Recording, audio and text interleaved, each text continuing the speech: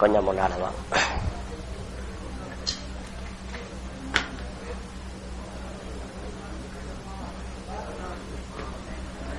السلام عليكم ورحمة الله وبركاته. الحمد لله نحمده ونستعينه ونستغفره ونؤمن به ونتوكل عليه ونعوذ بالله من شرور أنفسنا ومن سيئات أعمالنا. من يهده الله فلا مضل له ومن يضلله فلا هادي له. ونشهد أن لا إله إلا الله وحده لا شريك له. ونشهد أن سيدنا ونبينا ومولانا محمدا عبده ورسوله. صلى الله على سيدنا محمد وعلى آله وأصحابه وسلم تسليما كثيرا. فقد قال الله سبحانه وتعالى في محكم التنزيل والفرقان المجيد بعد أعوذ بالله من الشيطان الرجيم. بسم الله الرحمن الرحيم. يا بني آدم قد أنزلنا عليكم لباسا يواري سوآتكم وريشا ولباس التقوى ذلك خير ذلك من آيات الله لعلهم يذكرون. وقال رسول الله صلى الله عليه وسلم كل ما شئت والبس ما شئت ما اخطأتك اثنتان صرف ومخيلة أو كما قال عليه الصلاة والسلام. சங்கைக்குரிய கண்ணியத்திற்குரிய மேலான பெரியார்களே, கணவான்களே, சகோதரர்களே, அல்லாஹு சுப்ஹானஹு வ தஆலா மனிதர்களை படைத்து அவர்களுக்கு தேவையான அனைத்து வஸ்துக்களையும் சாதனங்களையும் அல்லாஹ் இலேஷாக்கி தந்ததோடு நின்று விடாமல் உலகத்தில் உள்ள மனிதர்கள் எந்த முறையில தன்னுடைய வாழ்வை அமைத்துக் கொள்ள வேண்டும் என்ற அந்த அழகான ஒரு வாழ்க்கையை நபிமார்களின் மூலமாக, ரசூல்மார்களின் மூலமாக அல்லாஹ் நம்மவர்களுக்கு அறிமுகம் செய்து தந்திருக்கின்றான். கடைசியாக வந்த ரசூலுல்லாஹி ஸல்லல்லாஹு அலைஹி வஸல்லம் அவர்களும் ஒரு தனிநபருடைய வாழ்க்கை எப்படி அமையணும், ஒரு குடும்ப வாழ்க்கை எந்த முறையில் அமையணும், ஒரு சமூக வாழ்க்கை எந்த முறையில் அமையணும், ஒரு ஆட்சியாளன் அவன் எந்த முறையில் ஆட்சி செய்யணும், ஒரு விவசாயி அவனுடைய விவசாயம் எந்த முறையில, வியாபாரி அவனுடைய வியாபாரம் எந்த முறையில, அனைத்தையும் ரசூலுல்லாஹி ஸல்லல்லாஹு அலைஹி வஸல்லம் அவர்கள் சொன்னதோடு மட்டுமல்ல எங்களுக்கு செய்து காட்டியும் தந்திருக்கின்றார்கள். நாங்க பார்க்கலாம், நபி அவர்கள் உலகத்தில் வாழ்ந்தது ஒரு 23 வருஷம். அதாவது நபி பட்டம் கிடைத்து ஒரு 23 வருஷம் தான் ரசூலுல்லாஹி ஸல்லல்லாஹு அலைஹி வஸல்லம் உலகத்தில் வாழ்ந்தார்கள். மக்காவுல ஒரு 13 வருஷம், மதீனாவுல ஒரு 10 வருஷம். இந்த 23 வருஷத்துக்குள்ளால அல்லாஹு சுப்ஹானஹு வ தஆலா கியாம நாள் வரைக்கும் வரக்கூடிய முஸ்லிம்களுடைய அதிகமான பிரச்சனைகள் அதாவது பிரச்சனைகளுக்குரிய தீர்வை ரசூலுல்லாஹி ஸல்லல்லாஹு அலைஹி வஸல்லம் அவர்களுடைய வாழ்க்கையில் அல்லாஹ் வைத்திருக்கின்றான். பாருங்க, நபியுடைய காலத்துல மழை அதிகமான என்ன செய்யணும், அதற்கும் நபி அவங்க துஆ செஞ்சாங்க. மழையே இல்லாமல் பஞ்சம் ஏற்பட்டா அதற்கு என்ன செய்யணும், ஸலாத்துல் இஸ்திஸ்கா, நபி அவங்க மழை தேடி தொழக்கூடிய தொழுகையை தொழுதிக்கிறாங்க. இப்ப உங்களுக்கு தெரியும், சூரிய கிரகணம் அடிப்படை ஏற்படுறதல்ல 10 வருஷம் 15 வருஷத்துக்கு ஒருக்க சூரிய கிரகணம் ஏற்படும், அல்லது 10-15 வருஷத்துக்கு ஒரு முறை சந்திர கிரகணம் ஏற்படும். நபியுடைய அந்த 23 வருஷ கால எல்லைக்குள்ளால அல்லாஹ் மழையையும் அதிகமாக பெய்ய வச்சு, அப்படி நடந்தா என்ன செய்யணும், மழை இல்லாமல் பட்டினி பஞ்சம் வந்தா என்ன செய்யணும், சூரிய கிரகணம் ஏற்பட்டா என்ன செய்யணும், சந்திர கிரகணம் ஏற்பட்டா என்ன செய்யணும்.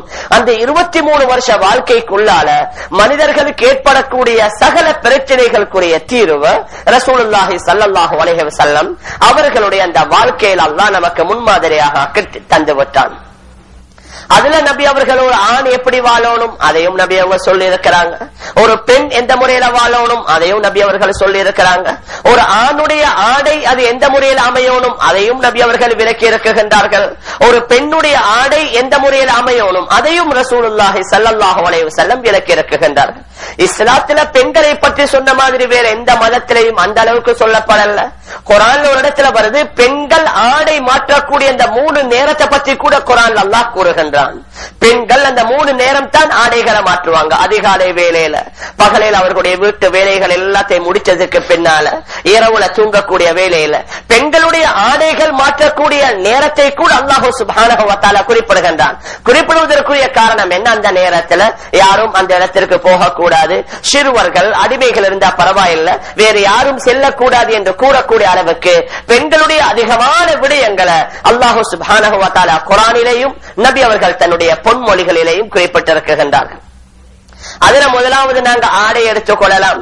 ஒரு சிலர் சொல்ற மாதிரி ஆடைக்கு எந்த மதிப்பும் இல்ல, நாங்க அன்றும் ஞாபகப்படுத்தினோம், உள்ளம் சுத்தமா இருந்தா போதும், கல்பு சுத்தமா இருந்தா போதும் என்பது மாதிரி அல்ல.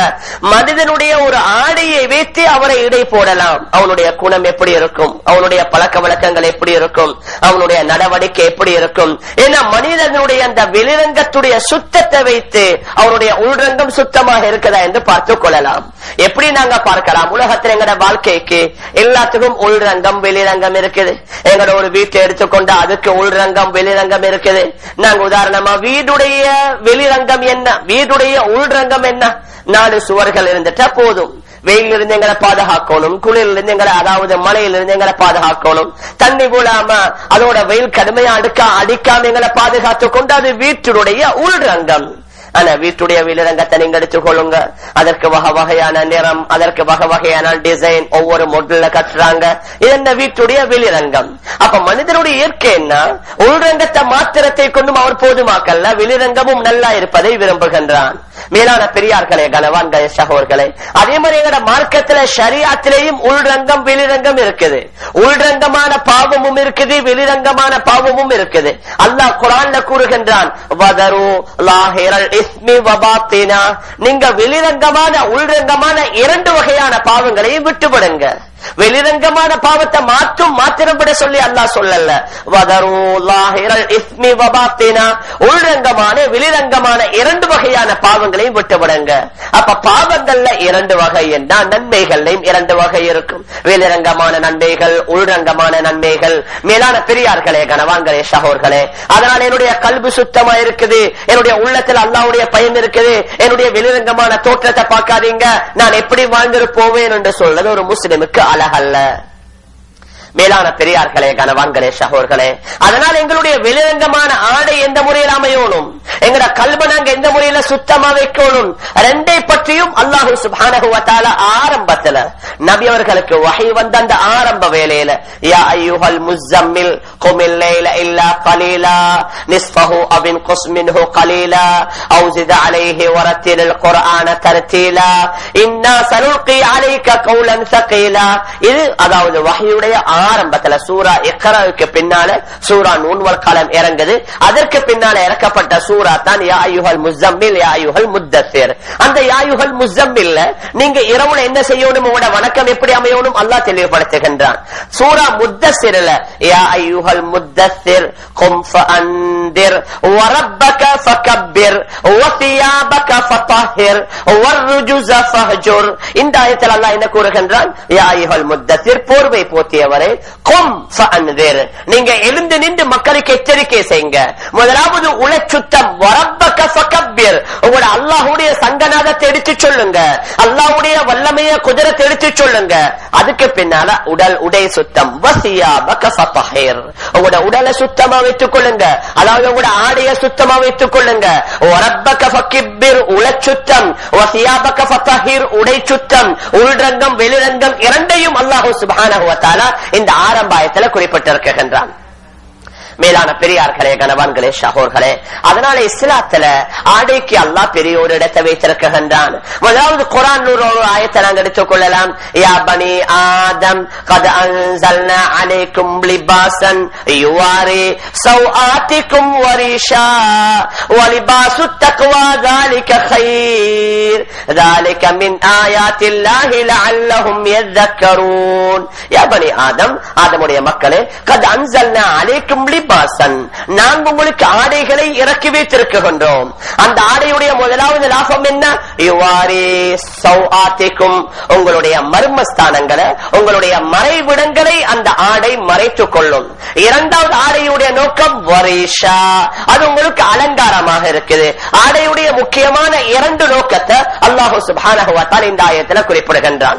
முதலாவது என்ன, யுவாரி சௌஆத்திக்கும், உங்களுடைய மறைவிடங்களை அந்த ஆடை மறைக்க கூடியதாக இருக்கணும்.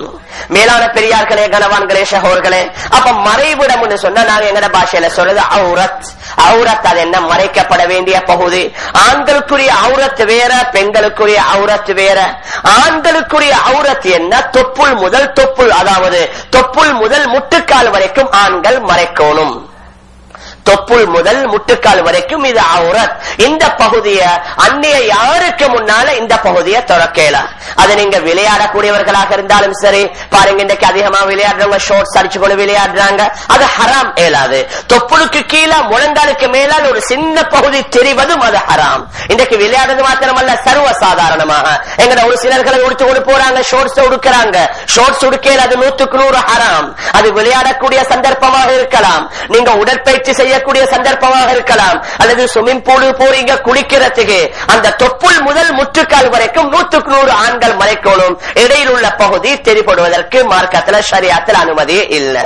இது ஆண்களுடைய அவுரத். பெண்களுடைய அவுரத் என்ன, அவர்களுடைய கை முகத்தை தவிர, அது அந்நிய ஆண்களுக்கு முன்னால் அல்ல. அந்நிய ஆண்களுக்கு முன்னால் ஒரு பெண் முழு முகத்தை மறைக்கணும். அந்நிய ஆண்கள் இல்லாம மற்ற பெண்களுக்கு முன்னால ஒரு பெண்ணுடைய கையையும் முகத்தையும் தவிர மற்ற எல்லா பகுதியை மறைக்கணும்னு சொல்லி அதிகமான இமாம்கள் குறிப்பிடுகின்றார்கள். மேலான பெரியார்களே, கனவான்களே, ஷாஹூர்களே, மற்ற பெண்களுக்கு முன்னாலேயே தன்னுடைய முகத்தையும் கையையும் தவிர மற்ற எல்லா பாகத்தை மறைக்கணும். அந்நிய ஆண்களுக்கு முன்னால திறக்கிறது பத்தி கேள்வி இருக்குதா? மேலான பெரியார்களே, கனவான்களே, ஷாஹூர்களே, அதனால் இந்த இடத்தில் அல்லாஹ் என்ன கூறுகின்றான், யுவாரி சௌஆத்திக்கும், உங்களுடைய மறைவிடங்களை மறைக்கக்கூடிய அளவில் உண்டான ஆடையை நாம் இறக்கி வைத்தோம். அப்ப அவுரத்தை மறைக்கக்கூடிய ஆடை எந்த வகையில் அமையணும்? அதற்கு இமாம்கள் 3 நிபந்தனைகளை குறிப்பிடுகின்றார்கள். அவுரத்தை மறைக்கக்கூடிய ஆடை அது இறுக்கமானதாக இருக்கக்கூடாது. அது இறுக்கமாக இருந்தது என்று சொன்னா சில வேளை அவுரத்தில் ஒரு பகுதி வெளியில தெரியும், அல்லது அது ரொம்பவும் சாஃப்டா மிருதுவா இருந்ததுன்னு சொன்னா அதுவும் உடல் உள்ள சில பகுதிகள் வெளியில தெரிய சான்ஸ் இருக்குது. 3வது, அதாவது குட்டையான கட்டையான ஆடை, அதாவது அந்த உறுப்புகளை பூர்த்தியா மறைக்காம இருக்கிற ஆடை. இந்த 3 வகையானதுகளும் அவுரத்தை முழுமையா மறைக்காது.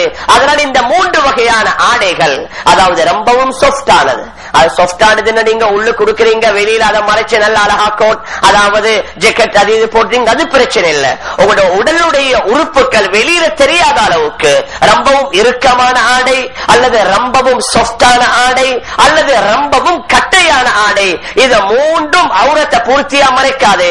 அதனால உலமாக்கள் சொல்றாங்க, இது 3ம் இல்லாத அடிப்படையில் நம்முடைய ஆடை அமையணும். மேலான பெரியார்களே, கனவான்களே, ஷஹோர்களே, அதனால் நாங்க பார்க்கலாம், முதலாவது என்ன, அல்லாஹ் சுப்ஹானஹு வ தஆலா கூறுகின்றான், அவங்களோட அவுரத்தை மறைக்கக்கூடிய அளவுல நீங்க ஆடையை அணிந்து கொள்ளுங்க. சரி, ஆடையுடைய பொறுமதி எந்த அளவுக்கு இருக்கணும்? அதுல ரசூலுல்லாஹி ஸல்லல்லாஹு அலைஹி வஸல்லம் 2 விஷயத்தை சொன்னாங்க. ஒன்று, ரொம்ப காலம் பாவிக்குது, அதனால பல வருஷ காலம் நீங்க பாவிக்கணும் என்பதற்காக வேண்டி பொறுமதியான ஆடையை உடுக்கிறீங்க, பரவாயில்லை. அதாவது விலை குறைச்சு கொடுத்து எடுத்துட்டீங்கன்னு சொன்னா சீக்கிரமா அந்த ஆடை பீந்து போய்விடும், கிழிந்து போய்விடும். அதனால கொஞ்ச காலத்துக்கு அந்த ஆடைய பாவிக்கணும் நினைச்சிட்டு இருக்கிறீங்க, அது பரவாயில்லை. ஆனா நபியுடைய ஹதீஸ் என்ன, நீங்க விரும்பினத்தை சாப்பிடுங்க, விரும்பினத்தை ஊடுங்க, ஆனா 2 விடயம் வரக்கூடாது. ஒன்று, அதுல இஸ்ராஃப் வந்து விடக்கூடாது, மற்றது பெருமை வந்து விடக்கூடாது. இந்த 2ம் இல்லாத பட்சத்துல நீங்க தாராளமா விலை உயர்ந்த ஆடைகளை அணிந்து கொள்ளலாம். மேலான பெரியார்களே, கனவான்களே, ஷஹோர்களே, ஆனா இதுல தான் நாங்க சிக்கி விடுகின்றோம். ஆடா உடுக்கிறதுக்கு அனுமதி தந்திருக்குது, ஆனா அன்று நாள் சில தினங்களுக்கு முன்னால ஞாபகப்படுத்துற மாதிரி இஸ்ராஃப் எங்கட ஆடைகள்ல வந்துருச்சு. ஒரு ஆளுக்கு எவ்வளவு தேவை? ஆக கூடின ஒரு 4-5 ஜோடி உடுப்பு போதும். ஆனா இன்றைக்கு ஒவ்வொருத்தரும் நாங்க யோசிக்கலாம், எங்கட வீடுகள் உள்ள உடுப்பினுடைய டசின் கணக்கில் உடுப்பு இருக்குது, ஆனா அது எதுல வந்து சேருது? இஸ்ராஃப்ல வந்து சேருது. அல்லது விலை உயர்ந்த ஆடை, அன்றும் நாங்க ஞாபகப்படுத்துறோம். இன்றைக்கு என்ன பேருக்கு பெருமைக்காகவே எங்கேயாவது ஒரு ஃபங்க்ஷன் போற, அல்லது எங்கட மாணவர்கள் ஸ்கூலுக்கு போறாங்கன்னு சொன்னா, அதாவது அந்த பிராண்ட் இல்லாம அவங்களால உடுக்கலாம். அதனால ஆக ஃபேமஸான அந்த பிராண்ட் உள்ள ஜாக்கெட்டை தான் அவங்க போடணும், அந்த ஷூவை தான் போடணும், அந்த அதாவது அந்த ட்ரௌசரை தான் போடணும், அல்லது அது போன்ற உடுப்புகளை தான் போடணும். எத்தனையோ பிராண்டிக்கு அதனால தெளிவா சொல்ல வேண்டிய தேவையில்லை. அப்ப இது மஹீலா, இது பெருமைக்காக வேண்டி. அப்ப நபியவர்கள் ஹதீஸ்ல சொன்னாங்க, மல்லபிஸ ஸௌப ஷுஹரத்தின் ஃபித் துன்யா, இந்த துனியால நீங்க பெருமைக்குரிய ஆடையை அணியறீங்க, இந்த துனியாவுல பிரபல்யமான ஆடை, இந்த கம்பெனி முழு உலகத்திலே ஃபேமஸ், இந்த பிராண்ட் முழு உலகத்திலே ஃபேமஸ், இந்த ஃபேமஸுக்காக வேண்டி நீங்க உடுத்தீங்க இந்த துனியால, அல்பஸஹுல்லாஹு ஸௌப மதில்லத்தின் யௌமல் கியாமா, கியாம நாள்ல அவனுக்கு அல்லாஹ் கேவலத்திற்கு உரிய ஆடையை அணிவித்து விடுவான் மஹ்ஷருடைய மைதானத்துல. மேலான பெரியார்களே, கணவான்களே, ஷஹோர்களே, அதனால நபி அவங்க அனுமதி தந்திருக்கிறாங்க. ரொம்ப காலம் பாவிக்கணும், அதனால உறுதியான ஆடையை உடுக்கணும். இங்க சரியான கூடா இருக்குது, அதனால கொஞ்சம் பல வருஷங்களுக்கு நாங்க பாவிக்கணும், அனுமதி இருக்குது. ஆனா அதுல இஸ்ராஃப் வருவதற்கு அனுமதி இல்ல, அதுல பெருமை வருவதற்கு அனுமதி இல்ல. மேலான பெரியார்களே, கணவான்களே, ஷஹோர்களே, முதலாவது என்ன, ஒரு அவுரத்தை மறைக்கக்கூடிய ஆடை. இரண்டாவது வரீஷா. ரீஷ் எதுக்கு சொல்றது, இந்த பறவைகளுடைய இறக்கைகளுக்கு சொல்றது. பறவைகள் இறக்கையை விரிச்சு கொண்டு பறக்கும் போது எவ்வளவு அழகா இருக்குது. அதே மாதிரி உங்களுக்கு ஆடை அலங்காரம், நீங்க தாராளமா அதை அலங்காரமாக உடுத்துக் கொள்ளலாம். ஆனா அந்த அலங்காரத்திலையும் இந்த இரண்டும் வந்து விடக்கூடாது, அதாவது பெருமையும் வந்து விடக்கூடாது, அதே மாதிரி அதில் இஸ்ராஃப் வீண் விரயமும் வந்து விடக்கூடாது. ரசூலுல்லாஹி ஸல்லல்லாஹு அலைஹி வஸல்லம் அவர்கள் அதிகமான கட்டத்துல எளிமையான ஆடையை உடுத்திருக்கிறாங்க. ஒரு சில கட்டங்கள்ல இப்படியும் உடுக்கலாம் என்பதற்கு நபி அவர்கள் 200 தீனார் பொறுமதியான ஆடையையும் நபி அவர்கள் உடுத்திருக்கிறாங்க. ஹதரத் தமீம் தாரி ரலியல்லாஹு அன்ஹு சொல்லக்கூடியவங்க, அவங்க தஹஜ்ஜுத் தொழும் பொழுது 1500 திர்ஹம் பொறுமதியான ஆடை உடுத்திக் கொண்டு தொழுவாங்க. ஆனா அல்லாஹ் எங்களை எல்லாத்தையும் மன்னிக்கணும், நாங்க பள்ளிக்கு வரும்போது தான் லோவான உடுப்புகள் உடுத்துக் கொண்டு வாரது. எவனாவது துனியாவில் உள்ளத்தனை சந்திக்க போறான், அவனுக்கு பெரிய ஷேர்ட் கோட் எல்லாத்தையும் போட்டுக்கொண்டு போறது. எங்களை சில வயசாளிகள் பெனியோட வருவாங்க பள்ளிக்கு. வயசாளிகள் முழுசப்பட வந்து நிக்கிறது பெரிய பெனியனோட. ஆனா யார சந்திக்க போறீங்க, அல்லாஹ்வை சந்திக்க போறீங்க. முழு உலகத்தில் உள்ள படைத்த அரசர்களுக்கெல்லாம் அரசன் அல்லாஹ்வை சந்திக்க போறீங்க. அதுல தமீம் தாரி ரலியல்லாஹு அன்ஹு என்ன செய்வாங்க, தஹஜ்ஜுத் தொழுவாங்க. 1500 திர்ஹம் பொறுமதியான ஆடை உடுத்துக்கொண்டு. ஏன், அல்லாஹ்வை சந்திக்கக்கூடிய வேளையில நல்ல கண்ணியமான முறையில மனமான முறையில் அல்லாஹ்வை சந்திக்கணும். உலகத்துக்குரிய தலைவர்களுக்கெல்லாம் தலைவன், அரசர்களுக்கெல்லாம் அரசன். அல்லாஹ்வை சந்திக்கிறது அவ்வளவு கண்ணியமா சந்திக்கிறாங்க.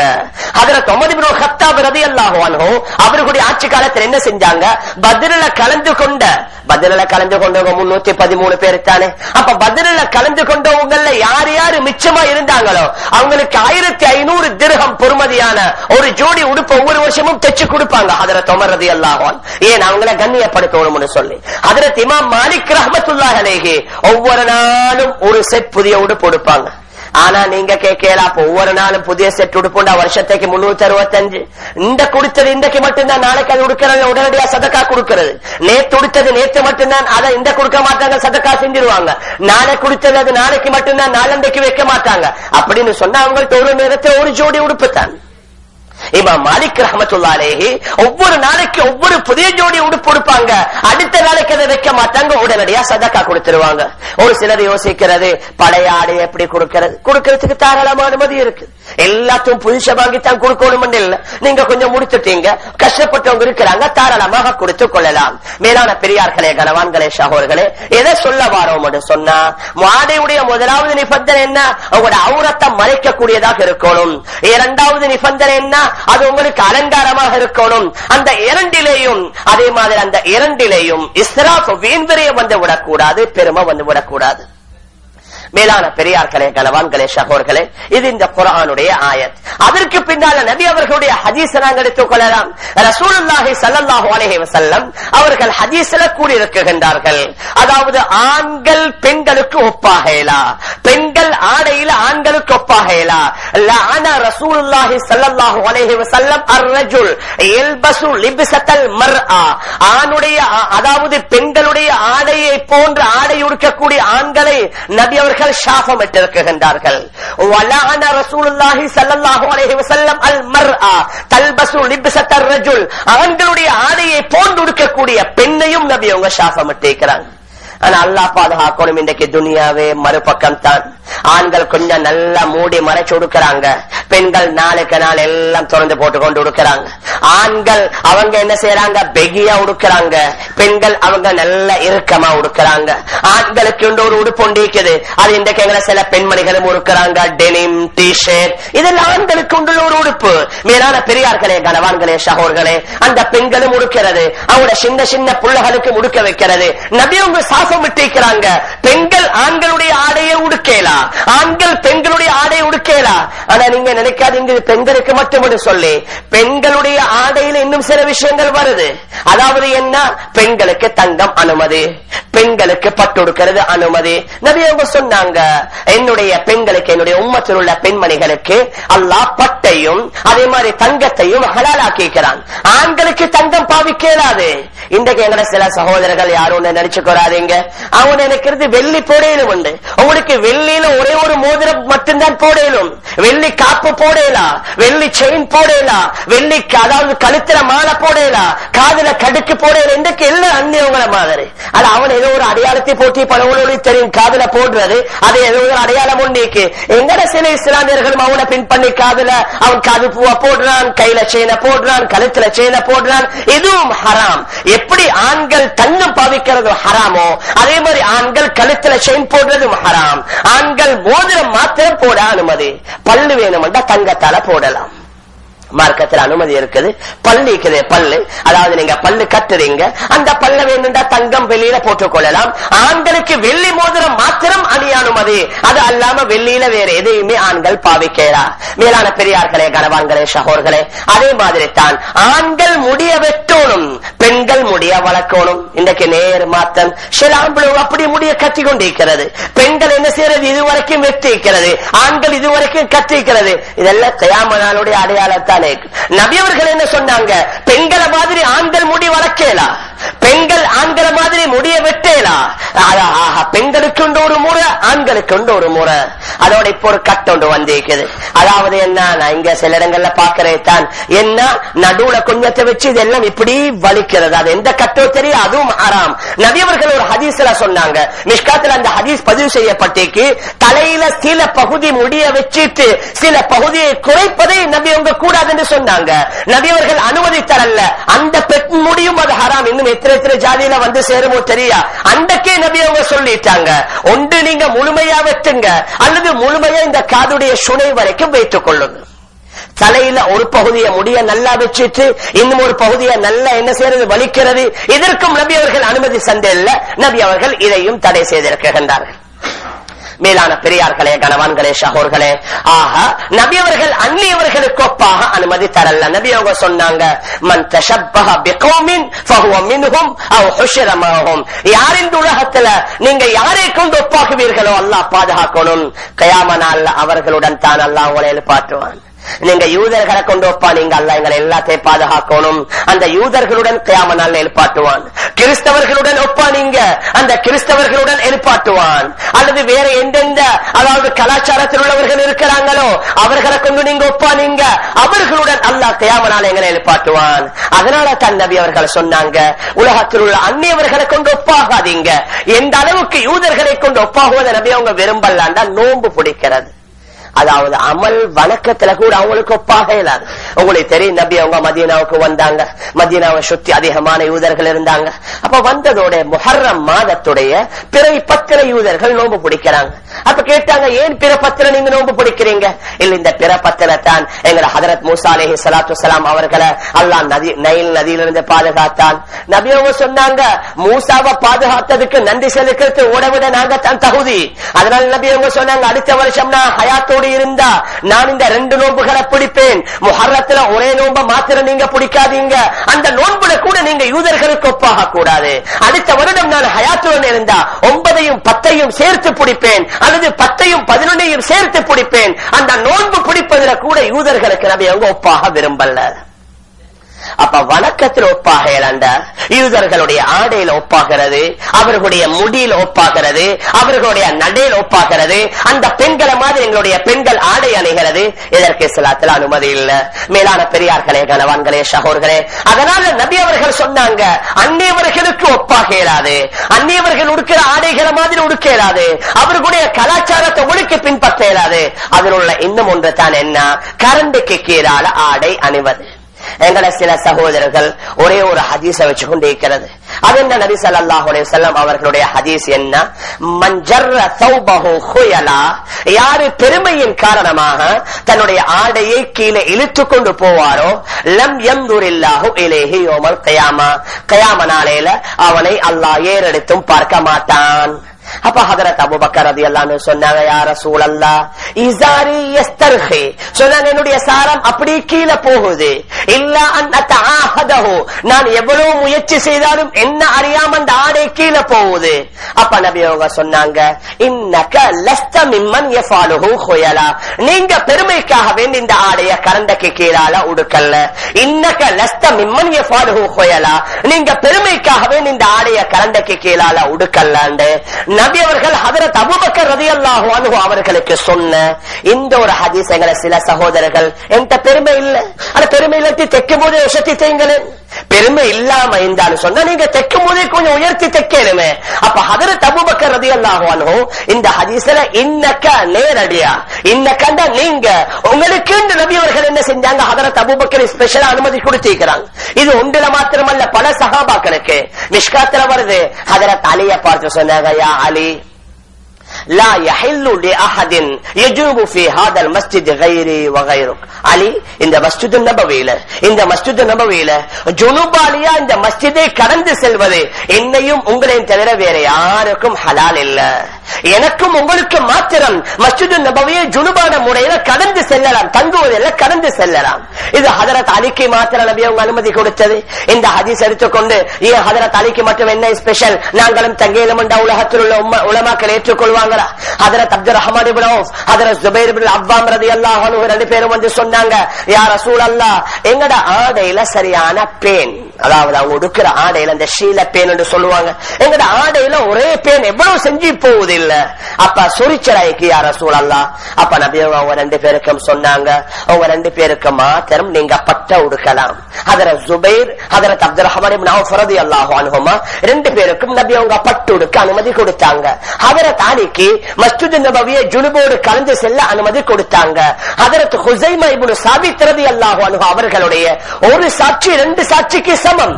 வேற எந்த சஹாபியும் ரெண்டு சாட்சி சொல்லணும், ஹுஸைமா இப்னு சாபித்துக்கு மாத்திரம் நபி அவங்க சொன்னாங்க, உங்களோட ஒரு சாட்சி ரெண்டு சாட்சிக்கு சமம். எங்களுக்கு ஒரு கிஸ்ஸா ஒன்று இருக்குது, அதனால நபி அவங்க கொடுத்தாங்க. ஆக இப்படி சிலர்களுக்கு நபி அவங்க அனுமதி கொடுத்திருக்கிற மாதிரி தான் ஹஜரத் அபூபக்கர் ரலியல்லாஹு அன்ஹு அவர்களை பார்த்து சொன்னாங்க, இன்னக லஸ்த மிம்மன் யஃபாலுஹு குயலா, நீங்க பெருமையனால செய்யல, அதனால உங்களை அறியாம அந்த ஆடை கீழே போனா பரவாயில்லை. மேலான பெரியார்களே, கனவான்களே, சகோதரர்களே, சரி ஒரு பேச்சுக்கு இந்த ஒரே ஒரு ஹதீஸ் மாத்திரம் இருந்தா பரவாயில்லை. ஆனா இதற்கு மாற்றமான ஹதீஸ் நூற்றுக்கணக்கான ஹதீஸ் கிதாபுகள் இருக்கு. ஒன்று ஹதீஸ் அல்ல, நூற்றுக்கணக்கான ஹதீஸ். நாங்க இந்த சபையில எல்லாத்தையும் பார்க்கலாம், ஒரு 6-7 ஹதீஸ் நாங்க பார்க்கலாம். முதலாவது நபியுடைய தெளிவான ஹதீஸ், மா அஸ்வல மினல் காபைனி மினல் இஸாரி ஃபின்னார், யாருடைய ஆடை அவருடைய கரண்டைக்கு கீழால செல்லுகின்றதோ அந்த இடம் நரகத்துக்குத்தான் சொந்தம். மா அஸ்வல மினல் காபைனி மினல் இஸாரி ஃபின்னார், யாருடைய ஆடையில கரண்டைக்கு கீழால போகுதோ அந்த இடம் நரகத்துக்குத்தான் சொந்தம். இது நபி அவருடைய முதலாவது ஹதீஸ். இரண்டாவது தெளிவான ஹதீஸ், ஸலாஸத்துல் லா யுகல்லிமுஹுமுல்லாஹு யௌமல் கியாமா, 3 பேர்கள் இருக்கிறாங்க, அவர்களுடன் அல்லாஹ் கியாமனால பேசவும் மாட்டான், அவர்களை ஏறெடுத்து பார்க்கவும் மாட்டான், அவர்களுக்கு மிகப்பெரிய வேதனை இருக்குது. ஹஜரத் அபூதர் கேட்டாங்க, ஹாபு வ ஹஸிரு, அப்படியாப்பட்ட 3 பேர் எவ்வளவு பெரிய நஷ்டவாளிகள், எவ்வளவு பெரிய நஷ்டம் அடைந்தவர்கள், மன்ஹும் யா ரசூலல்லாஹ், அந்த 3 பேரும் யாரு? அப்ப நபி அவங்க சொன்னாங்க, அல் முஸ்பில், எவர் தன்னுடைய ஆடையை கரண்டைக்கு கீழால் உடுக்கிறாரோ, அதே மாதிரி வல் முன்ஃபிகு ஸிலாத்தஹு பில் ஹலஃபில் காதிப், பொய் சத்தியத்தை கொண்டு எவர் தன்னுடைய சாமான விற்கிறாரோ, மூணாவது வல் மன்னான், சொல்லி காட்டுகின்றாரோ, ஜகாத் கொடுத்துட்டு சொல்லி காட்டுறது, சதகா கொடுத்துட்டு சொல்லி காட்டுறது, அப்படி சொல்லி காட்டினா அவருடைய அமல் வீணா போயிடும். இந்த 3 பேர்களை கியாம நாள்ல அல்லாஹ் ஏறெடுத்தும் பார்க்க மாட்டான். இது இரண்டாவது ஹதீஸ். மேலான பெரியார்களே, கனவான்களே, சகோதரர்களே, மூணாவது நபி அவங்க சொன்னாங்க, அல் இஸ்பால், கரண்டைக்கு கீழால உடுப்பது என்பது வெறும் சாரமும் இந்த பைஜாமாவும் மாத்திரமல்ல. அல் இஸ்பாலு ஃபில் இஸாரி வல் கமீஸி வல் இமாமா, அதாவது கரண்டைக்கு கீழால் உடுப்பது கூடாது என்பது அது சாரமாக இருக்கலாம், அல்லது மேலே போடக்கூடிய அந்த மேல் ஆடையாக இருக்கலாம், அல்லது உங்களோட தலைப்பாகையாக இருக்கலாம், எதுவாக இருந்தாலும் சரி கரண்டைக்கு கீழால் உடுப்பதற்கு அனுமதி இல்லை, உங்களோட சொக்ஸ தவிர. மேல உடுக்கக்கூடிய ஆடை அரபி ஜுப்பா போடுறீங்க, நீங்க சொல்லுவீங்க அரபு நாட்டில் உடுக்கிறாங்க, அவங்க எனக்கு ஆதாரம் ஆதாரம் இல்ல, சவுதி எங்களுக்கு ஆதாரம் இல்ல, அங்குள்ள மக்கள் எங்களுக்கு ஆதாரம் இல்ல. எங்களுக்கு நபியுடைய வாழ்க்கை ஆதாரம். நபி அவங்க சொன்னாங்க, அது தலைப்பாக இருக்கலாம், அல்லது மேலே போடக்கூடிய மேல் ஆடையாக இருக்கலாம், அல்லது கீழ் ஆடையாக இருக்கலாம். எல்லாமே கரண்டைக்கு கீழால வருவது ஹராம். இது 3வது ஹதீஸ். 4வது ஹஜ்ரத் அப்துல்லாஹ் இப்னு உமர் ரலியல்லாஹு அன்ஹு அவங்க சொல்றாங்க, ஒரு தடவை நான் நடந்து போய் கொண்டிருக்கிறேன், என்னுடைய ஆடை கரண்டைக்கு கீழால வந்துருச்சு. நபி அவங்க சொன்னாங்க, இர்ஃபா இஸாரக, உங்களோட சாரத்தை உயர்த்தி கொள்ளுங்க. நான் உயர்த்தினேன். நபி அவங்க சொன்னாங்க, இன்னும் உயர்த்துங்க. நான் இன்னும் உயர்த்தினேன். கேட்டாங்க, எது வரைக்கும் நீங்க உயர்த்தீங்க? சொன்னாங்க, என்னுடைய கெண்டை கால் வரைக்கும் நான் உயர்த்தி கொண்டேன். கரண்டை காலுக்கு மேலால் உள்ள ஒரு சதை பகுதி இருக்கும், அது கெண்டை கால், அது வரைக்கும் நான் உயர்த்தி கொண்டேன். நபி அவங்க சொன்னாங்க, அந்த கெண்டை காலுக்கு கீழால கரண்டைக்கு மேலால அந்த நடுப்பகுதி வரைக்கும் உங்களுக்கு அனுமதி இருக்குது. ஆனா கரண்டைக்கு கீழால போன உங்களுக்கு அனுமதி இல்ல. ஹஜ்ரத் அப்துல்லாஹ் இப்னு உமர் ரலியல்லாஹு அன்ஹு சொல்றாங்க, நபி அவங்க அன்று சொன்னதிலிருந்து கரண்டைக்கு கீழால என்னுடைய ஆடை வருவதிலிருந்து நான் மௌத்தாகிற வரைக்கும் கவனமா தான் இருந்தேன். இது 4வது ஹதீஸ். மேலான பெரியார்களே, கனவான்களே, ஷஹோர்களே, 5வது ஹதீஸ் ஹஜ்ரத் உமர் இப்னுல் கத்தாப், புகாரியில வருது. ஹஜ்ரத் உமர் இப்னுல் கத்தாப் ரலியல்லாஹு அன்ஹு அவங்க என்ன செய்யறாங்க, நாம் அன்று ஞாபகப்படுத்தினோம், அவங்க அந்த மரண வேலையில சக்கராத் வருத்தத்தில் இருந்து கொண்டிருக்கிறாங்க. ஒரு அடிமை வாராங்க, வந்து ஹஜ்ரத் உமருக்கு சோஃபனம் சொல்றாங்க, அல்லாஹ்வுடைய பெரிய பாக்கியம், நீங்க ஹரம் ஷரீஃபுக்குள்ள ஷஹீத் ஆகிட்டீங்க, நபியுடைய அந்த இடத்துல ஊர்ல அடங்க போறீங்க, உங்களுடைய பாக்கியம் உண்டு போய்கொண்டிருக்கிறாரு. அவரை பார்த்து ஹஜ்ரத் உமர் கூப்பிட்டாங்க, வர சொன்னாங்க. வர சொன்னோட சொன்னாங்க, என்னுடைய சகோதரனே, இர்ஃபா தௌபக், உங்களோட ஆடைய கரண்டைக்கு மேலால உயர்த்தி கொள்ளுங்க. ஃபைன்னஹு அத்காலி ரப்பிக வஅன்காலி சௌபிக, இப்படி நீங்க உயர்த்தீங்க, அது உங்களோட ரப்ப நீங்க மிகவும் பயப்படக்கூடியவராக ஆக்கிடுவீங்க. உங்களோட ஆடையும் சுத்தமுள்ளதாக இருக்கலாம். அல்லாஹ் நீங்க ரொம்பவும் பயப்படுறவராக இருப்பீங்க. உங்களோட ஆடைக்கு அதை ரொம்ப ஒரு தூய்மையை கொடுத்து விடும். ஹஜ்ரத் உமர் ரலியல்லாஹு அன்ஹு அவர்கள் சொன்ன ஹதீஸ் புகாரி ஷரீஃப்ல பதிவு செய்யப்பட்டிருக்குது. மேலான பெரியார்களே, கனவான்களே, ஷஹோர்களே, அதே மாதிரி தான் நபி அவர்களுடைய சஹீஹான ஹதீஸ் ஒரு ஹுரைம் இப்னுல் அஸதியை பத்தி சொல்றாங்க. ஹுரைம் நல்ல மனிதர், ஹுரைம் அல் அஸதி நல்ல மனிதர். ஆனா அவர்கிட்ட 2 விஷயம் இருக்குது, அது சரியில்லை. அவர் அவருடைய முடிய நல்லா வளர்த்திருக்கிறாரு, அவருடைய சாரத்தை கரண்டைக்கு கீழால் எடுத்துக் கொண்டிருக்கிறாரு. இந்த 2ம் இல்லாதே ஹுரைமுல் அஸதி மிகவும் நல்ல மனிதர். இப்பொழுது இந்த செய்தி கேள்விப்பட்டு தன் தாமதம் உடனடியாக கத்தி எடுக்கிறாரு. அவருடைய காது சொனை வரைக்கும் தலைமுடிய வெட்டிட்டு அவருடைய கால் கரண்டைக்கு கீழால் உள்ள பகுதியை வெட்டிட்டு கரண்டைக்கு மேலால் ஆக்கிக் கொள்கின்றார். இது 7வது ஹதீஸ். மேலான பெரியார்களே, கனவான்களே, ஷஹோர்களே, அடுத்தது 8வது ஹதீஸை நாங்க பார்த்து கொள்ளலாம். ஷமைல் திருமிதின்னு சொல்லக்கூடிய அந்த கிதாபில் ஒரு ஹதீஸ் வந்து இருக்குது. உபைதா இப்னு காலித்னு சொல்லக்கூடிய ஒரு சஹாபி கூறுகின்றார், நான் மதீனாவுல நடந்து கொண்டிருந்தேன். அப்ப எனக்கு பின்னால யாரோ ஒரு ஆள் என்ன கூப்பிட்டாரு. கூப்பிட்டு சொன்னார், இர்ஃபா இஸாரக், உங்களோட சாரத்தை நீங்க உசத்திக்கோங்க. சொல்றாரு. நான் திரும்பி பார்த்தேன், பார்த்தா ரசூலுல்லாஹி ஸல்லல்லாஹு அலைஹி வஸல்லம். அப்ப நான் சொன்னேன், யா ரசூலல்லாஹ், என்னுடைய சாரத்துடைய கீழ் பகுதியில் ஒரு டிசைன் இருக்குது, கருப்பும் வெள்ளையும் கலந்த கோடுகள் போடப்பட்டிருக்குது. இதை நான் வெட்டிட்டு அந்த டிசைன் இல்லாம போயிட்டுருமே.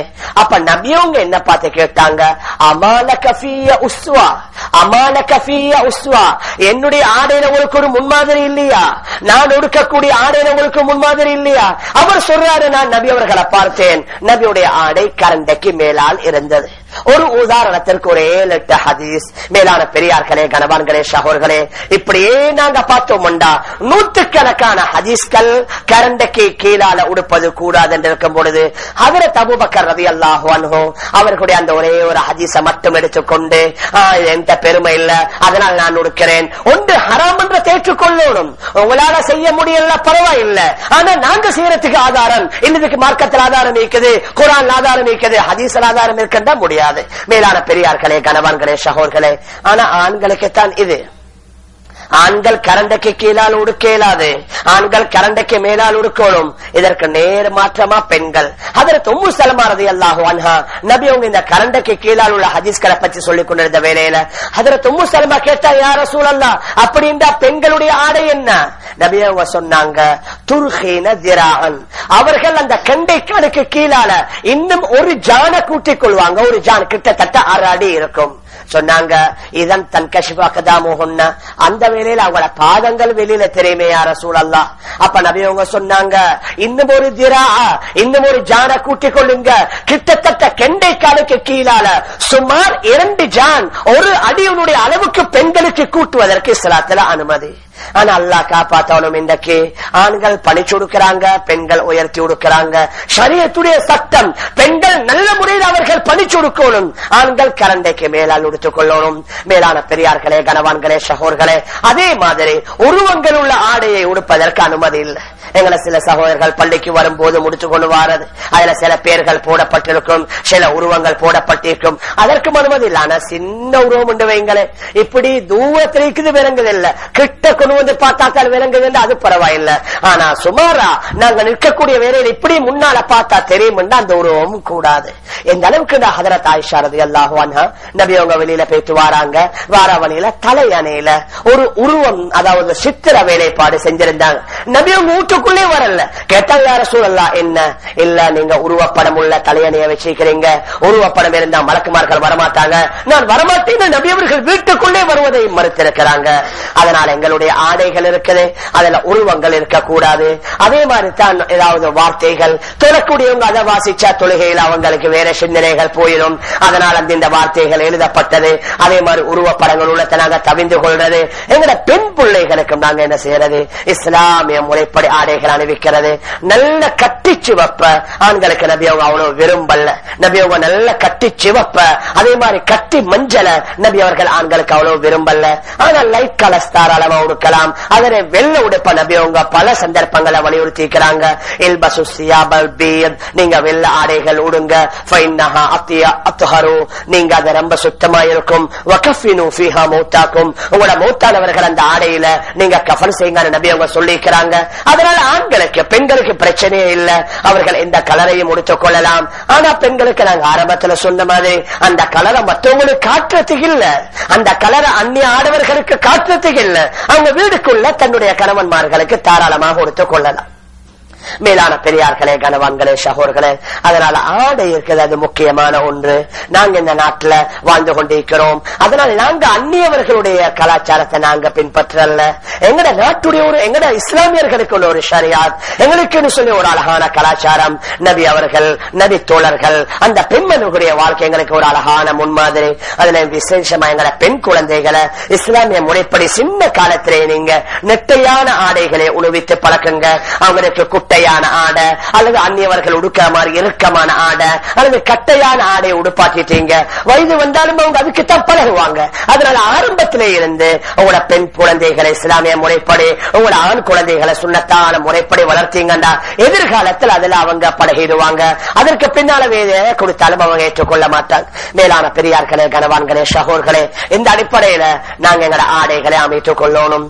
அதோட உங்களுக்கு தெரியும், இன்றைக்கு ரமதானுடைய பிறை 21, ரமதானுடைய பிறை 21 இரவாக இருக்குது. ரசூலுல்லாஹி ஸல்லல்லாஹு அலைஹி வஸல்லம் அவர்களை பத்தி ஹதீஸ்ல வருது, இதா தகலல் அஷ்ருல் அவாஹிர், பிந்திய 10 நுழைந்து விட்டது என்று சொன்னா அஹ்யல் லைல், நபி அவங்க முழு இரவ ஹயாத்தாக்குவாங்க. அஹ்யல் லைல குல்லஹு ஒரு ரிவாயத்துல வந்திருக்குது, முழு இரவ நபி அவங்க ஹயாத்தாக்குவாங்க. வ ஐகத அஹ்லஹு, தன்னுடைய குடும்பத்தார்களை எழுப்பி விடுவாங்க. குடும்பத்தார்களை தூங்க விட மாட்டாங்க. பிந்தின 10 வந்துட்டா அதோட ஹதீஸ்ல வருது, வஜத்த, நபி அவங்க ரொம்ப முயற்சி செய்வாங்க. வஷத்த மிஸர, தன்னுடைய இடுப்பு நல்ல இறுக்கி கட்டிக் கொள்வாங்க. இந்த அமல் இபாதத் செய்யறதுக்கு அந்த இடுப்பில் உள்ள சாரம் அல்லது அது நல்ல உறுதியா இருக்கணும். அது லூசா இருந்தா கலர சான்ஸ் இருக்குது. வஷத்த மிஸரஹு, தன்னுடைய இடுப்பை நல்லா இறுக்கி கட்டிக்கொண்டு நபி அவர்கள் அதிகமா இபாதத்தில் ஈடுபடுவாங்க. மேலான பெரியார்களே, கனவான்களே, சகோதரர்களே, ஹஜ்ரத் ஆயிஷா ரலியல்லாஹு அன்ஹா சொல்லுவாங்க, நபி அவர்கள் ரமதான் அல்லாத காலங்களை விட ரமதான் சாதாரண அமல் இபாதத்துல மிக அதிகமா ஈடுபடுவாங்க. ஆனா ரமதானுடைய பிந்தின 10 அந்த முந்திய 20 விட பிந்திய 10 நபி அவர்கள் இன்னும் அதிகமாக ஈடுபடுவாங்க. மேலான பெரியார்களே, கனவான்களே, சகோர்களே, அதனால லைலத்துல் கத்ர் என்றது 27 ஆண்டு இல்ல. நபி அவங்க என்ன சொன்னாங்க, பிந்தின 10 நீங்க தேடிக்கொள்ளுங்க. ஒரு சில ரிவாயத்துல வருது ஒத்தப்படையில தேடிக்கொள்ளுங்க. அதனால 21 இன்றும் இருக்கலாம் லைலத்துல் கத்ர், 23 இருக்கலாம், 25 இருக்கலாம், 27 இருக்கலாம், 29 இருக்கலாம். சில இமாம்களுடைய கருத்துப்படி ஒத்தப்படையில இரட்டைப்படையிலும் இருக்கலாம். அதனால அல்ஹம்துலில்லாஹ் 20 நாள் நீங்க அமல் இபாதத்துல பேணுதலா இருந்தீங்க. இதை விட அதிகமான பேணுதல் இந்த பிந்தின 10 நாங்க கவனமா இருக்கணும். முடிந்த அளவு இத்திகாஃப், இப்ப தாலீம்ல ஹஸரத் வாசிச்சாங்க, ஆண்கள் பள்ளியில இத்திகாஃப் இருப்பாங்க, பெண்கள் அவர்களுடைய வீட்டுக்குள்ள ஒரு அறையில அவர்களும் என்ன செய்யலாம், தாராளமா இத்திகாஃப் இருந்து கொள்ளலாம். மேலான பெரியார்களே, கனவான்களே, சகோதரர்களே, தெரியும் 20 நாள் எப்படி போனாண்டே விலங்கல்ல பாருங்க. 20 நோன்பு முடிஞ்சிருச்சு, மீதமுள்ள 10 இதே வேகத்துல போயிடும். நோன்பு முடிஞ்சதுக்கு பின்னால கவலைப்படுறதுல அர்த்தம் இல்ல. அதனால ஒரு 10 நாள் இருக்குது. எப்படியாவது எங்களை துனியாவுடைய வேலைகளை முன்ன பின்னாக்கி எந்த அளவுக்கு நாங்க அதனுடைய இரவு வேலைகளை சிக்கரை கொண்டு, திலாவத்தை கொண்டு, தொழுகையை கொண்டு, கயாமுல் லைலுடைய வணக்கத்தை கொண்டு ஹயாத்தாக்கினோம்டா இன்ஷா அல்லாஹ் அந்த நேரத்தில் கையில நாங்க அடைந்து கொள்ளலாம். அதே மாதிரி ஜக்காத்துல் ஃபித்ர் இருக்குது. ஜக்காத்துல் ஃபித்ர் யாருக்கு கடமைன்னு சொன்னா, உங்களுடைய பெருநாளுடைய தினத்துல உங்களுக்குள்ள செலவு, பெருநாளுடைய தினத்துல உங்களுடைய உணவுக்குள்ள செலவு, உங்களோட ஆடைக்குள்ள செலவு, அதே மாதிரி உங்களோட செலவுக்கு கீழால் உள்ள அனைவர்களுடைய செலவு போக மிச்சப்புள்ளவங்க எல்லாரும் ஜக்காத்துல் ஃபித்ர் கொடுக்கணும். கிட்டத்தட்ட 100க்கு 100 எங்களை எல்லாத்தையும் கடமையாகும் ஜக்காத்துல் ஃபித்ர். அதனால ஜக்காத்துல் ஃபித்ர் பெருநாளுடைய தினத்துல எங்கட உணவு, எங்கட மனைவி மக்கள் குழந்தைகளுடைய உணவு, எங்கட ஆடை அவங்களுடைய ஆடை, எங்கட வேலையாட்கள் அவர்களுடைய உணவு ஆடை போக மிச்சம் யார்கிட்ட இருந்தாலும் அவர்களுக்கு ஜக்காத்துல் வாஜிபு. எது அதாவது பெருநாளுடைய அந்த தினம் மக்ரிபுக்கு முன்னால் ஒரு குழந்தை பிறந்தாலும் அந்த பால் குடிக்கிற குழந்தைக்கும் ஜக்காத்துல் ஃபித்ர் வாஜிப். ஆனா ஏற்றம் என்ன, ரமதான் அதாவது பெருநாளுடைய இரவுல கொடுக்கிறது. ஆனா முழு மாதமும் உங்களுக்கு கொடுப்பதற்கு அனுமதி. ஏற்றம் என்ன, பெருநாளுடைய இரவு. அடுத்த நாள் பெருநாளைக்கு முன்னால குடிச்சு முடிச்சிடணும். பெருநாளைக்கு பின்னால பிற்படுத்துறது அத சில இமாம்கள் ஹராம்னு சொல்றாங்க. பெருநாள் தொழுவதற்கு முன்னாலே அந்த ஜக்காத்துல் ஃபித்ர கொடுக்கிறது ஆக சிறந்தது. ரமலானுடைய முழு மாதத்திலும் ஜக்காத்துல் ஃபித்ர கொடுக்கலாம். அதுல வருது நீங்க உண்ணக்கூடிய எந்த உணவு அந்த ஊரில் அதிகமா வழக்கம், அரிசியோ மாவோ. ஆனா இந்த காலத்துல லேசுக்காகவே இங்குள்ள உலமாக்கள் முடிவு செஞ்சிருக்கிறாங்க ஒரு $5 என்று சொல்லி இங்குள்ள உலமாக்கள் அதை முடிவு செஞ்சிருக்கிறாங்க. அந்த அடிப்படையில நாங்க என்ன செய்யலாம், $5 ஒரு ஆளுக்கு என்ன செய்யலாம், ஜக்காத்தா நாங்க கொடுத்து கொள்ளலாம். வீட்டுல இருக்கிற அத்தனை பேர் எங்களோட செலவுக்கு கீழால ஒரு வேலைக்காரர் இருந்தாலும் சரி, சின்ன பால் குடிக்கிற புள்ள இருந்தாலும் சரி, ஒவ்வொருத்தருக்கு சொல்லி கணக்கு பார்த்து எவ்வளவு பேர் இருக்கிறாங்களோ அத்தனை பேருக்கும் நாங்க ஜக்காத்துல் ஃபித்ர் கொடுக்கிறதும் ஆக முக்கியமான ஒரு அம்சமாக இருக்குது. அதனால சொல்லப்பட்ட இந்த விடயங்கள் ஆடை விஷயத்த மனசுல வைங்க. அதே மாதிரி பிந்தின 10, 27 தான் லைலத்துல் கத்ர் இல்ல, எந்த இரவுலையும் வரலாம். ஒத்தப்படைகளையும் அதிகமா வருவதற்குரிய சான்ஸ் இருக்குது. அதனால அதை அடைவதற்கு நாங்க முயற்சி செய்யறது, மற்ற வணக்கங்களை கடந்த காலத்துல செஞ்ச மாதிரி பேணுதலுடன் செய்வதற்கு எல்லாம் வல்ல அல்லாஹ் நம் அனைவர்களுக்கும் தௌஃபீக் செய்வானார். ஆகவே யா அல்லாஹ் நம்முடைய பாவங்களை மன்னிப்பாயாக. யா அல்லாஹ் நம்முடைய உற்றார்கள், உறவினர்கள், பெற்றோர்கள், உலகத்தில் உள்ள அனைத்து இஸ்லாமிய ஆண்கள் பெண்களுடைய பாவங்களை மன்னிப்பாயாக. யா அல்லாஹ் புனிதமான ஒரு நாளிலே இருக்குகின்றோம். யா அல்லாஹ் புனிதமான ஒரு இரவிலே இருக்குகின்றோம். யா அல்லாஹ் அந்த புனிதமான லைலத்துல் இரவை அடையக்கூடிய பாக்கியத்தை நம் அனைவர்களுக்கும் தருவாயாக. யா அல்லாஹ் அந்த இரவை அடைந்து உனக்கு விருப்பமான அமல்களில் வணக்கங்களில் அந்த இரவிலே ஈடுபடுவதற்குரிய நல்ல உடல் ஆரோக்கியத்தை தருவாயாக, நல்ல சுகத்தை தருவாயாக, நல்ல ஓய்வை தருவாயாக, மனதில் உற்சாகத்தையும் விருப்பத்தையும் தருவாயாக. இந்த மாதத்தில் யார் யாரெல்லாம் மன்னிப்பாயோ அவர்கள் நம் அனைவர்களையும் சேர்த்துக் கொள்வாயாக. யார் யாரெல்லாம் நரகத்தை விட்டு விடுதலை செய்வாயோ அவர்களை நம் அனைவர்களையும் சேர்த்துக் கொள்வாயாக. வஸல்லல்லாஹு வஸல்லம் அலா சய்யிதினா முஹம்மத் வ ஆலிஹி வ ஸஹ்பிஹி அஜ்மஈன் பிரஹ்மதிக யா அர்ஹமர் ராஹிமீன் வல்ஹம்துலில்லாஹி ரப்பில் ஆலமீன். கேட்டாங்க, யா ரசூலல்லாஹ் லைலத்துல் கத்ர நான் அடைந்தா என்ன துஆவை நான் ஓதணும்? அப்ப நபி அவங்க இந்த துஆவை சொல்லி கொடுத்தாங்க. அல்லாஹும்ம இன்னக அஃபுவுன் கரீம் துஹிப்புல் அஃவ ஃபஅஃபு அன்னா. அல்லாஹும்ம இன்னக அஃபுவுன் கரீம் துஹிப்புல் அஃவ ஃபஅஃபு அன்னான்ற துஆவை ஹஜ்ரத் ஆயிஷா ரலியல்லாஹு அன்ஹா அவங்களே நபி அவங்க சொல்லி கொடுத்திருக்காங்க. அதனால இந்த துஆவையும் நாங்க பிந்தின 10 அதிகமான முறை ஓதிக்கொள்ளலாம். அந்த சைட்ல உங்களுக்கு எழுதிய ஒட்டப்பட்டிருக்குது, அதையும் பார்த்துக்கோங்க. சுப்ஹானல்லாஹ்.